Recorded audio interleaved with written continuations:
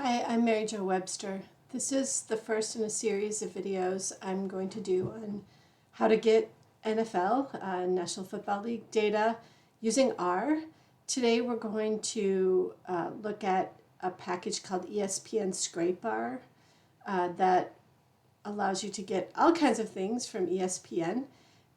This one's, I'm going to split this into 3 videos just to keep each one a little bit tight and short. Here we go. So a link to this page is in the script that I've provided you access to. There's some documentation here, not a ton, but it is enough to get you started. And there's lots of functions baked in here of all the different things you can get. This page on their site lists all the functions that work. And they all work much the same way that I'm going to show you. We're going to look at win probability and play-by-play data, and also just some basic game data today. So let's get started with our notebook. The data and all the code for all 3 videos in this series are in one file, and I've denoted where each one stops, so you can do them all together or separate if you like. So we're going to load some libraries. You'll see the new one here you may not have used before is ESPNScrapeR with an R on the end, and the R is capitalized. We're also going to use Tidyverse, Janitor, Scales, GG Themes, Lubridate, and Stringer. Stringer is part of Tidyverse. So you should have all of those loaded. And there's those 2 links I just told you about and showed you. Okay, so generally these functions, some of them require arguments, some of them don't. So for example, to get a list of all the teams, we could simply run this function get NFL teams. And in this case, I'm going to assign it to a data frame called teams.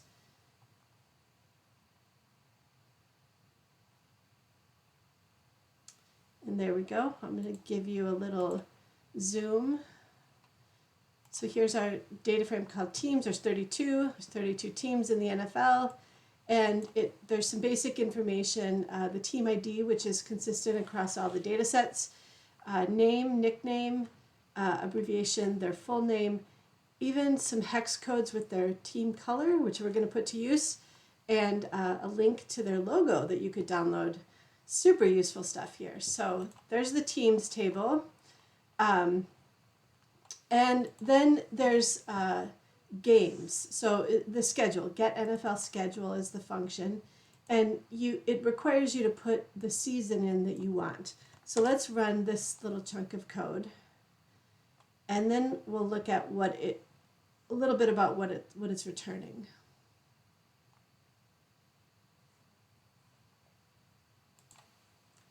So if we look at games, I'm going to pull it open. It's got a lot of information about each game, the date, the venue, the matchup.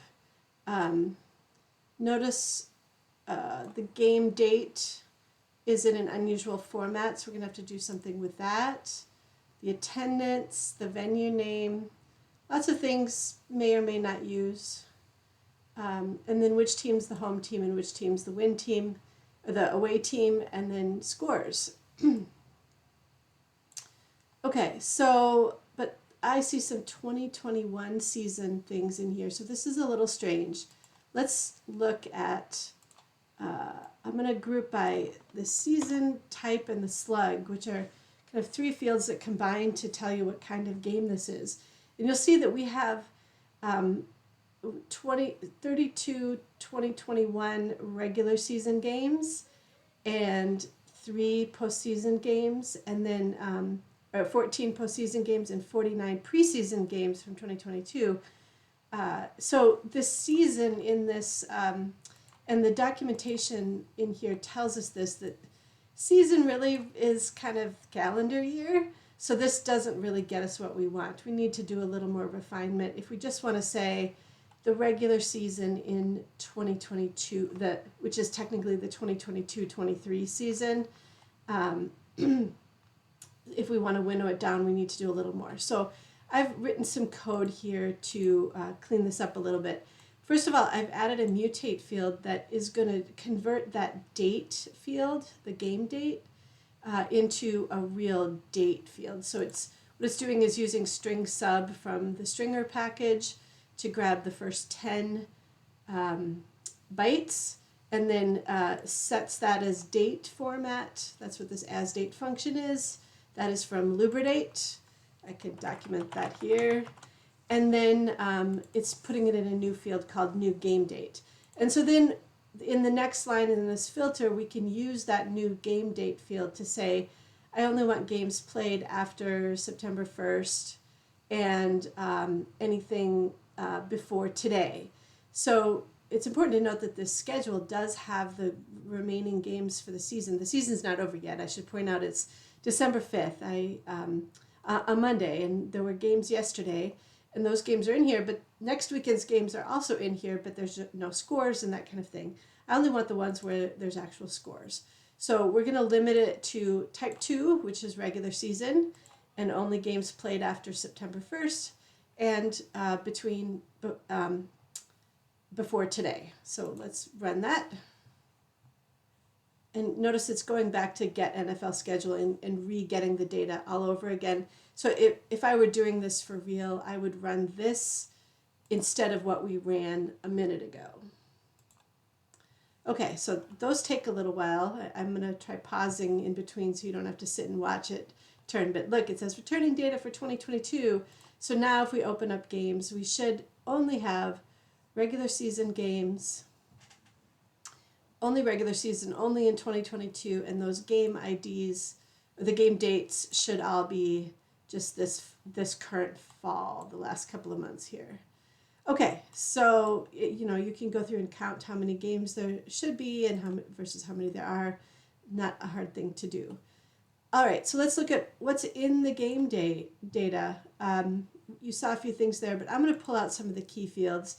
That date, the names of the teams, the scores, and we'll arrange it by that date to get it going. So the scores, of course, are a great thing to use with the data. There's all kinds of things you can look at using that game data. All right, so we could also winnow it down to a certain team, and then we're going to use some of that data to get some of the other data, like the probability or the play-by-play data for just one team. So I'm going to pick my favorite team, the Minnesota Vikings. Yes, I'm from Minnesota. And they're having a very unusual year, which prompted me to look at this data. So we're going to filter it down to just where either the home team is the Vikings or the away team is the Vikings. And notice that I went into the data to make sure I saw how they were listing home team and Viking and the team names. They're just using their nickname in here, or in some cases like the New York Giants and some things like that, they might be a little different. But depending on which team you want to pick, you need to be careful about how they are listing them. Or you could use there's a home team full name we could have used, but you can see here away team name 49ers has the number 49. Most of the others are just using their nickname. So just make sure you've checked what is actually in the data before you set these filters. So I'm saying where it's either the home team is the Vikings or the away team is the Vikings. That's what this pipe is doing. It's saying or. So we'll run this. And now this is just working off that games data frame I already created. And now here's the 12 Vikings games right there.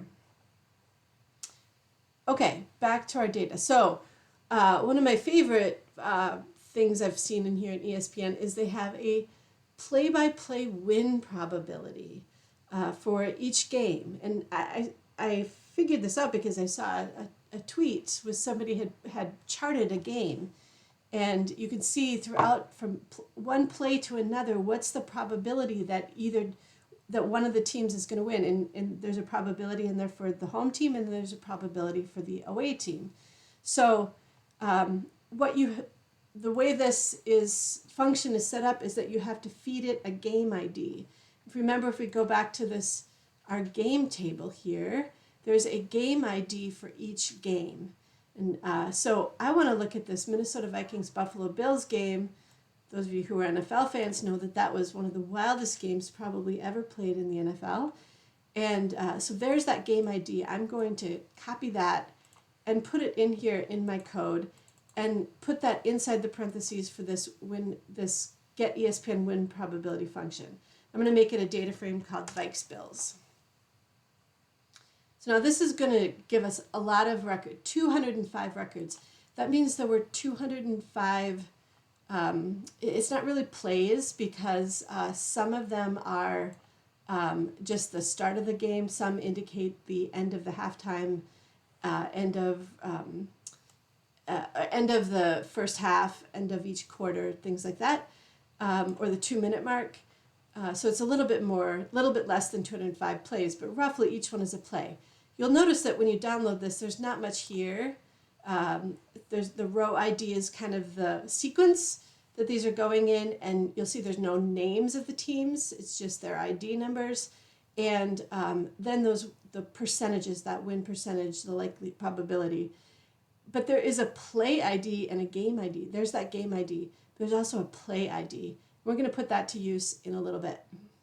Okay, so let's go back. And so if we look, the Vikings are the away team in here.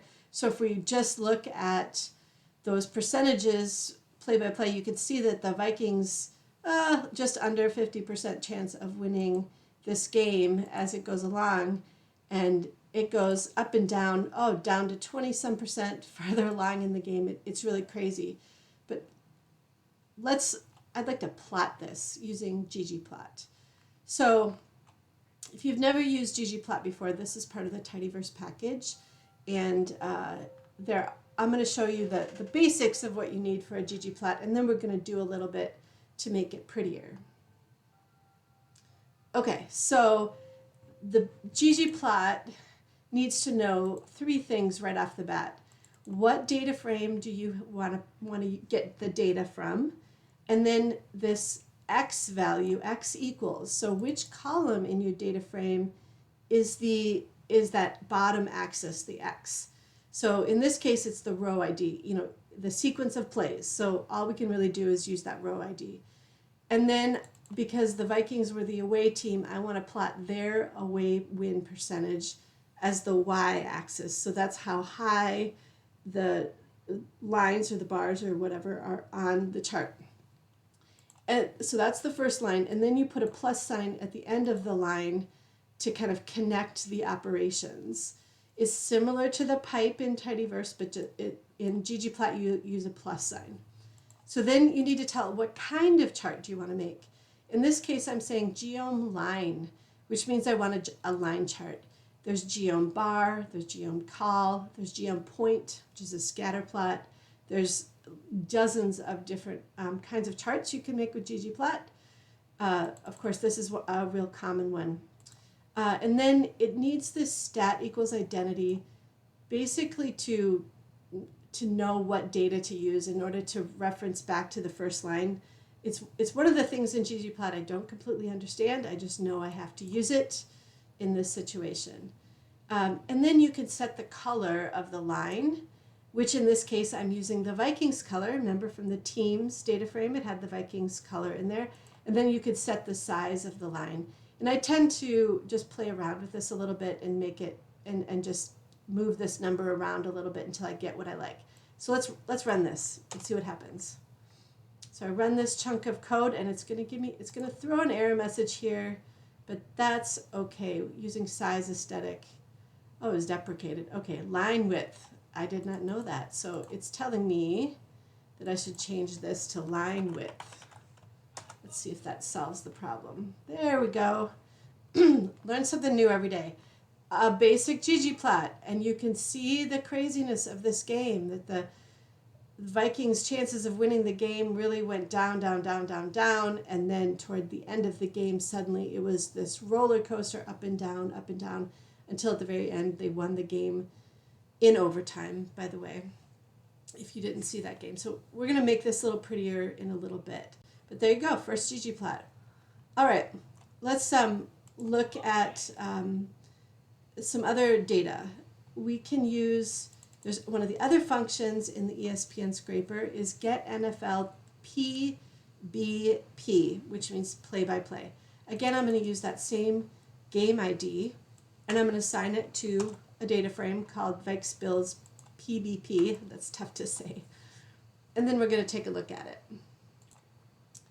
This one takes a while to load because there's a row for every play in the game.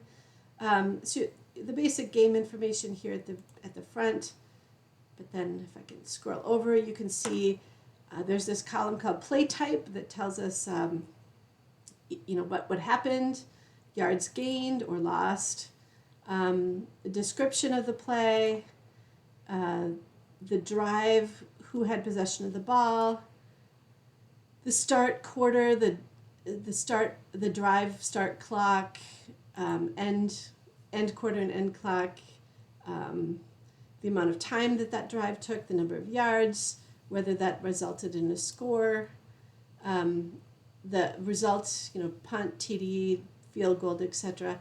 And then what the score was at the end of that play, and the clock time at the time of that play, and the quarter and the clock text at the time of that play.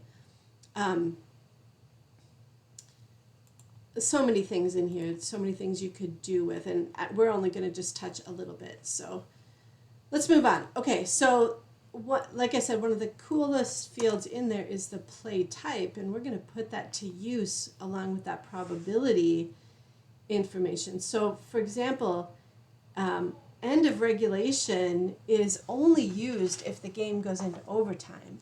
So it's effectively an indicator that an overtime is starting.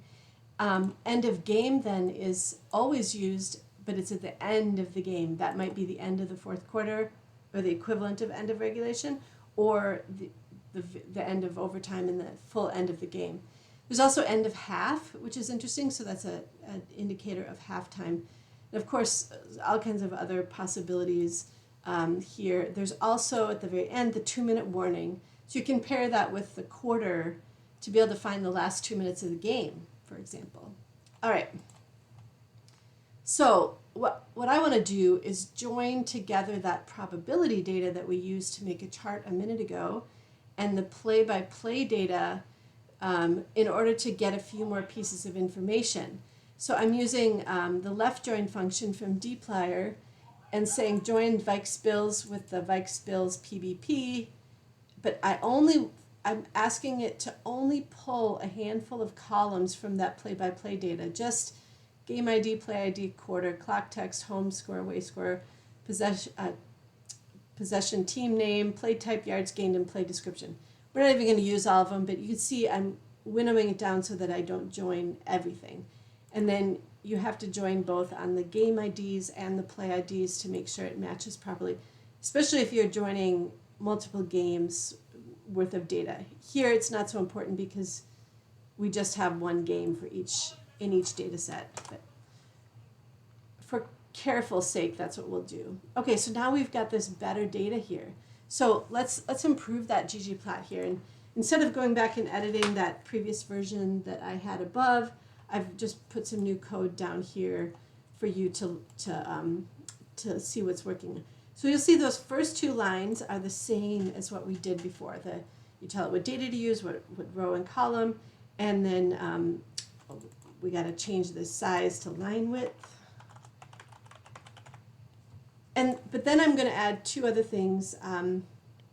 The scale y continuous is a GGplot function that allows you to make changes to that the y-axis. So let's go back and look at our chart up here.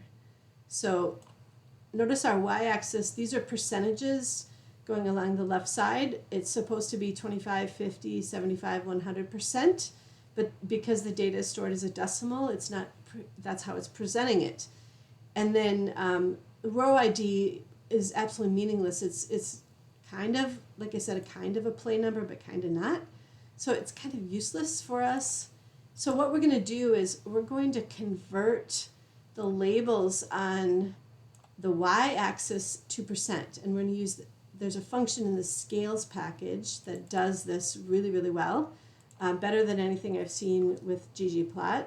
So I use that. And then I'm going to say for the x-axis, I'm going to say breaks equals null, which removes the x labels altogether. So there's not going to be any numbers down there at the bottom of that scale. And this time we're using that new table we just built. We're going to start adding some things. So this is looking a little better already, right? Okay, let's keep building on this a little bit more. We'll add some titles. So you'll see these, I've got to keep editing this line width, don't I? There we go. You can see these top few lines are the same ones I did above, but now I've added this labs section or labels. So we can put a title, a subtitle, you can put a caption, which I think is a great place for the source. And then in this case, I'm saying x equals null and y equals null. What I'm doing there is I'm saying get rid of this row ID label here at the bottom of the chart and the away win percentage over on the left side of the chart. They're kind of useless. But you know, if you wanted it to say something different, that's what you could put it here, just like you the title and this caption and the subtitle. Just put it in quotes.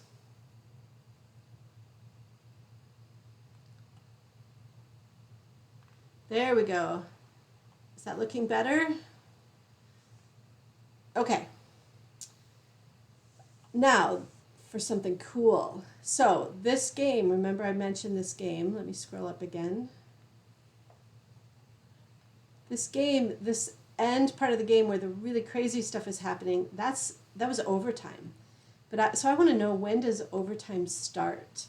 And remember I said that Playtype field indicates, it says end of regulation when it hits that point in the game. And so there's a record in there that says end of regulation. So what we're going to do is use this function called geom_v_line. So v meaning vertical. And we're going to tell it, here's the data we want. And what that means is we're going to say we want to filter the Vikes Bills probability data to where Playtype equals end of regulation. And that is going to be our data. Only the records where it says end of regulation. And in this case, there's only going to be one. And then this mapping part is those aesthetics, that kind of the same thing we did up in that first line in GGplot, but we just need to tell it x-intercept equals row ID. And so what's going to happen is it's looking at whatever row ID the data part returns. So when this data part does its work, it's going to return, in this case, it's only going to return one row ID. If we had multiple games they all had overtime, it would return multiple IDs, which is okay. So that's how it's going to know where to plot it on the chart. And then I'm telling it, let's make it red so we can see it. Here we go. Let's run it. There we go.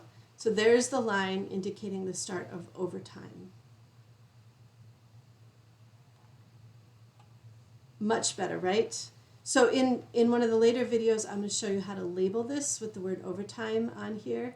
And we'll do a little more cleanup on this kind of chart as well. But there's a basics, and it's looking pretty good. So we can do one more thing. You can use this code GGSave to save your chart. You give the file a name. I'm making mine a JPEG, and then you can set the width and the height.